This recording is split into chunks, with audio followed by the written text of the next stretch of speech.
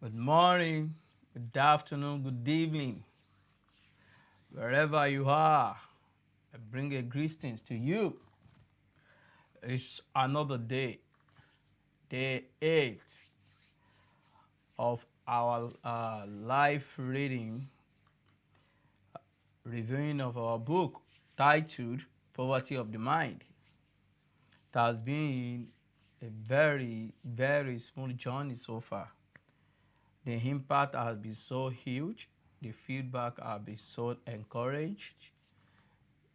encouraging, yeah. So it give us it motivated me to do more and to continue in this journey of liberations of souls, minds, and limitation in people's life. So let's deal with chapter 11 today. The last 2 days has been so amazing. Dealing with chapter 9 and 10, talking about the invisible prisons. A lot of people, millions of people, found themselves without them knowing. Dealing with how people can come out of it. Talking about what has been inherited without blaming, putting any fault on anybody. Yes, and today let's dive in straight forward and let's go. Chapter 11 we'll be dealing with today, which says rewriting the inner script, rewriting the inner thought, rewriting the stories you have been told, rewriting your thought, rewriting, reshaping, motivate yourself to do it differently apart from how you have been doing without any result. It's only madman that keep doing the same thing the same way and expecting a different result. So this one is rewriting the inner script.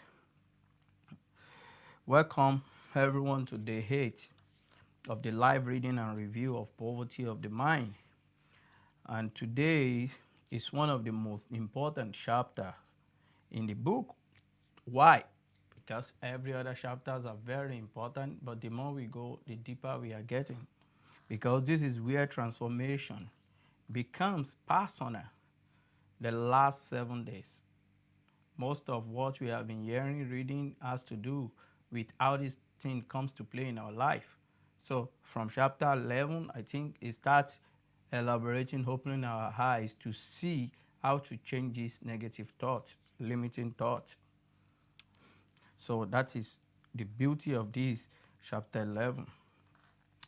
Rewriting the inner script. And if you've ever felt stuck, limited, unsure why your effort has not matched your results, this chapter will speak directly to you. You have been trying, you have been doing, but it seems your effort has never been enough. You felt stuck. You felt unclear with what you are doing. Your dream, your vision has not clear enough to you. You try to change your limited mind, the negativity in your mind, you've tried to change it, but you have never ever find a very smooth way to do that. So this chapter 11 is very important to you.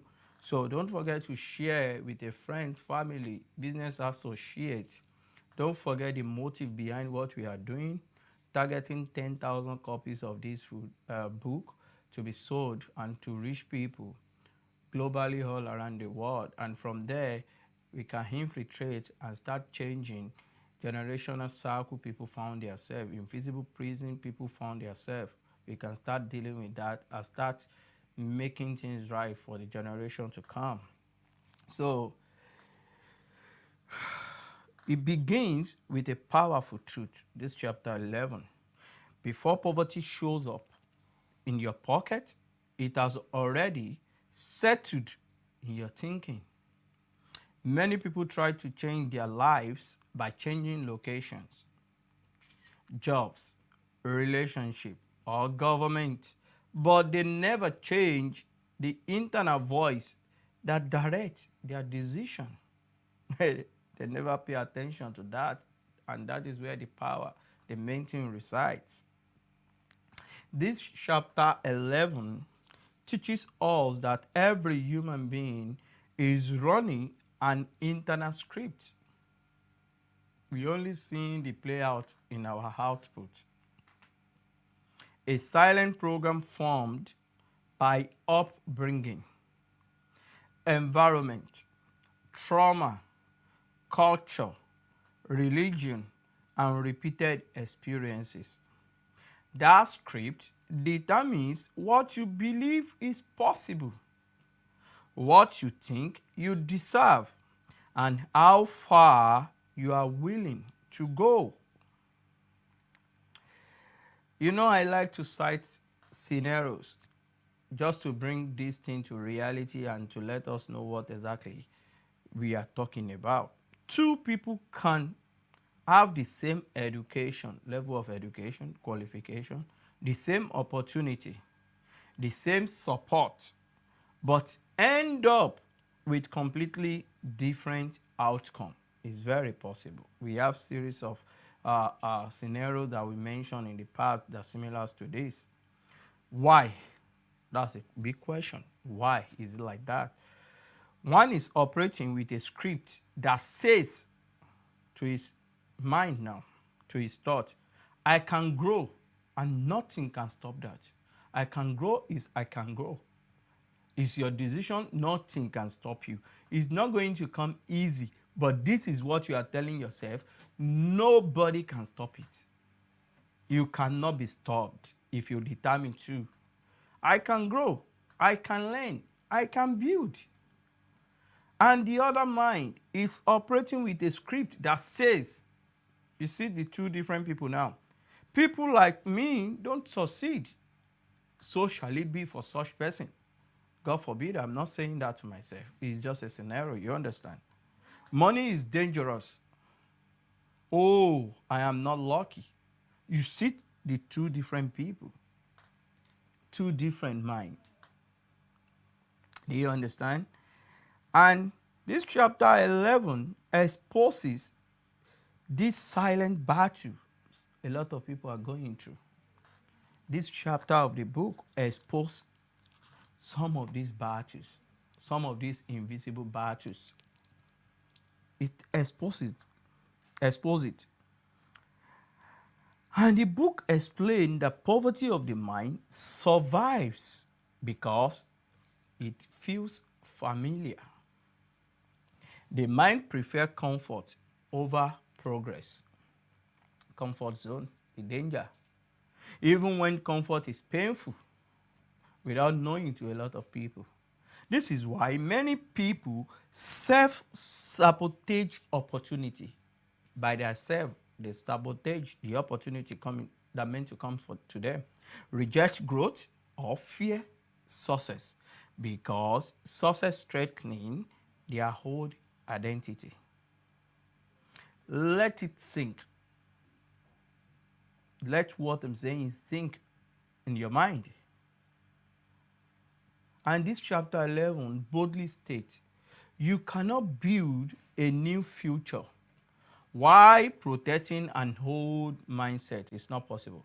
You have to leave one to start one, like we said yesterday. You just have to drop. Don't forget, those questions I usually read out to you, that you must write them out and you must find answer to them. These are the things that is going to help you. It's not really easy for you to change from your old way to start it new. It's not going to be easy, but it is very possible. These are the purpose of doing all this.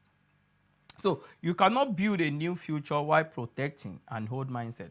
Liberation begins when you question the thoughts you've never questioned before.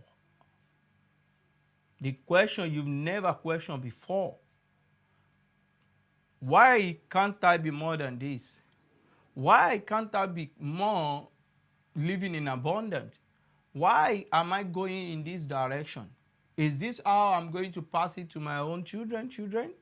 You have to ask those questions you've never bothered to ask yourself before because you felt for so long that everything you are going through, the kind of level you are, these are norms for you. These are used to be your thoughts until this is coming your way and it's challenging that thought in order for you to change it. Rewriting the script actionable wisdom, rewriting the script. Don't forget, this is the title of the chapter 11. So this chapter does not just expose the problem, it gives direction, it gives solution, not just addressing the problem. It comes with solution and direction how to go about it. It teaches that rewriting your inner script starts with awareness. It's always with awareness. It is always with awareness. You must begin to observe your thoughts, your language, your reaction. You must begin to monitor it now. You must begin to monitor it now. Ask yourself these questions. Why do I think this way about money? Why do you think money is a sin? Why do you think money is a sin?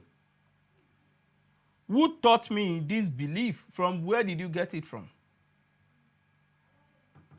Does this belief still serve the life I want? Ask yourself those questions. Write these questions out. Find an answer to them. Is the beginning of the journey of redirection. Ask those questions. Why do I think this way about money? Who taught me this belief? Does this belief still serve the life I want? Find an answer to this and make reference to real life and history. I will just make reference to some of things that you've had in the past or that happened before. History shows us that every major breakthrough, personal or societal, started with a mental shift.